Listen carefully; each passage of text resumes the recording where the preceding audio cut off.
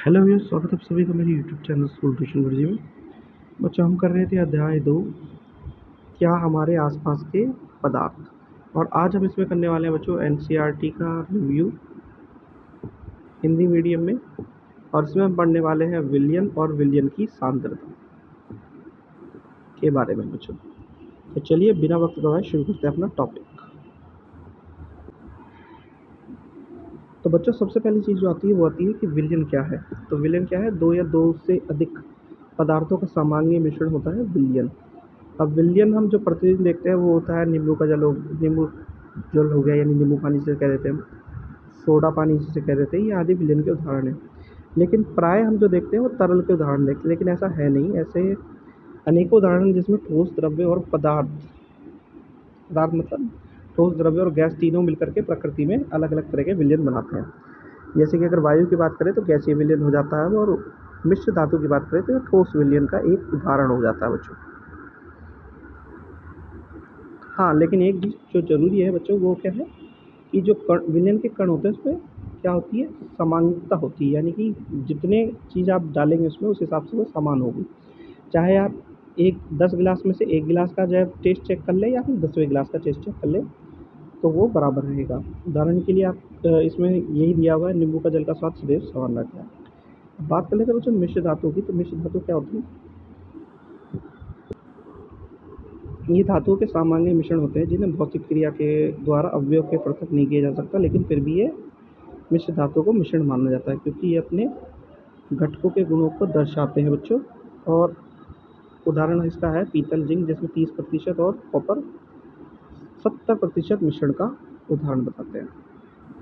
अब एक चीज़ और समझने वाली है बच्चों, जैसे कि हमें पता है विलयन के दो भाग होते हैं, एक होता है विलायक और दूसरा होता है विलय। जिसकी मात्रा ज़्यादा होती है उसे हम कह देते हैं विलायक बच्चों, क्योंकि इसी को हम द्रव्य भाग भी कह लेते हैं कई बार, क्योंकि इसी में चीज़ को या दूसरे घटक को मिलाया जाता है, जो कि हम कह देते हैं कम मात्रा वाला विलय। अब इसके उदाहरण हम पढ़ चुके हैं, जैसे कि बच्चों चीनी और जल का विलयन हो गया, आयोडीन अल्कोहल का विलयन हो गया, बतायुक्त पेय का जो विलयन हो गया आपका, फिर वायु और गैस का विलयन हो गया बच्चों आपका। ठीक है बच्चों,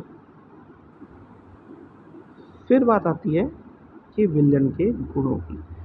तो विलयन के गुण हम पढ़ चुके हैं, तो एक बार वापस रिपीट कर लेते हैं। क्योंकि ये सामान्य मिश्रण होता है, इनका कणों का व्यास 1 nm से कम होता है, यानी 1 नैनोमीटर से कम होता है, इसलिए ये आंखों से नहीं देखा जा सकता। दूसरा, छोटे आकार होने के कारण प्रकाश की किरणों को फैलाता नहीं है और प्रकाश मार्ग को दिखाई नहीं देता। छानने की विधि द्वारा विलय के कणों को अलग अलग नहीं किया जा सकता। ठीक है, फिर आती है बात बच्चों विलयन की सांद्रता की। तो विलयन की सांद्रता क्या होती है? बेसिकली होता क्या है कि एक विलयन में पृथक पृथक मात्रा में विलयायक और विलय होते हैं, लेकिन जब दोनों को हम मिलाते हैं तो वो उसे हम डिवाइड कर देते हैं तनु, सांद्र या संतृप्त घोल के आधार पे। अब तनु और सांद्र क्या होता है? तुलनात्मक शब्द है, क्योंकि किसमें कितनी मात्रा में हमने किस चीज़ को मिलाया है उसके आधार पे। तो एक एक्टिविटी की थी, अगर याद हो बच्चों, हमने एक्टिविटी क्या थी कि एक बीकर में 50-50 ml के 2 बीकरों को लेकर के पानी डालना है उसमें, और फिर उसमें नमक और चीनी का या फिर बेरियम क्लोराइड का घोल मिलाना है, और तब तक मिलाते रहना जब तक कि उसमें कोई एक चीज़ मिलना बंद ना हो जाए। ठीक है, जब ये मिलना बंद हो जाए दोनों की दोनों चीज़ें, उसके बाद उसे थोड़ा सा गर्म करना है 5 डिग्री, फिर उसमें विलय को मिलाना शुरू कर देना। तो हमें क्या देखने को मिलेगा कि उस विलय में वापस से चीज़ें मिलनी शुरू होगी, यानी उस जो आपका सॉल्यूशन है उसमें वापस चीज़ें मिलनी शुरू हो गई। अब इससे हमें क्या पता चलता है कि किसी निश्चित तापमान पर उतना ही विलय पदार्थ घुल सकता है जितना कि विलयन की क्षमता होती है।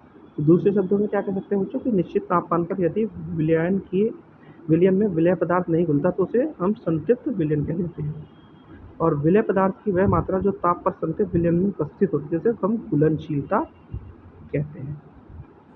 अब अगर यदि एक विलयन में विलय पदार्थ की मात्रा संतृप्तता से कम हो तो उसे हम असंतृप्त विलयन कहते हैं, और यदि विलयन में विलय की पदार्थ की सांद्रता संतृप्त स्तर से कम हो जाए तो इसे हम असंतृप्त विलयन कहते हैं बच्चों। ये छोटी छोटी डेफिनेशंस आपको समझ करके याद करनी होगी बच्चों, कई बार एक दो नंबर की पूछ ली जाती है।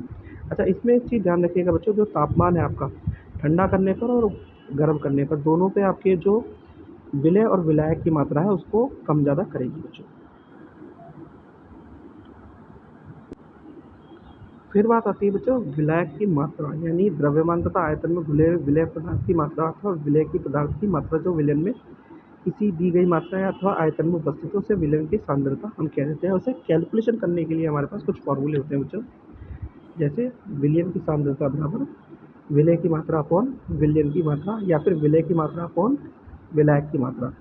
और विलयन की सांद्रता को दर्शाने के लिए बहुत सी विधियाँ उपयोग की जाती है। इसमें से कुछ विधि की हम चर्चा करेंगे बच्चों जो हमने देखी थी, जिसमें द्रव्यमान और बटे विलयन के द्रव्यमान प्रतिशत की, यानी इस पे हमने दोनों चीज़ों का द्रव्यमान ले लिया, गुणा कर दिया 100 से।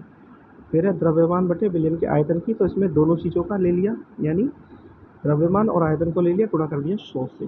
ठीक है, तो ये प्रतिशत निकल जाएगा, क्योंकि प्रतिशत कब निकलता है बच्चों, किसी चीज़ को डिवाइड करके हम 100 से गुणा कर देते हैं। और एक उदाहरण जो हमने किया था वही उदाहरण एनसीईआरटी का जो हमने किया था उसे देख लेते हैं। यहाँ पे क्या करना है, विलयन की सांद्रता का परिकलन करना है। तो हमने क्या निकाला, विलय पदार्थ का द्रव्यमान निकाल लिया और विलयन का द्रव्यमान निकाल लिया, उसे दोनों को भाग करके गुणा कर दिया बच्चों 100 से, तो ये हमारा आंसर आ गया। ठीक है बच्चों, यही तरीका है इसे निकालने का। ये कई बार क्वेश्चन पूछ लिए जाते हैं 2 से 3 नंबर के बच्चों। तो बच्चों आज का पार्ट आपका वीडियो को होता है यही कंप्लीट। आशा करता हूँ आपको वीडियो अच्छी लगी। Thank you.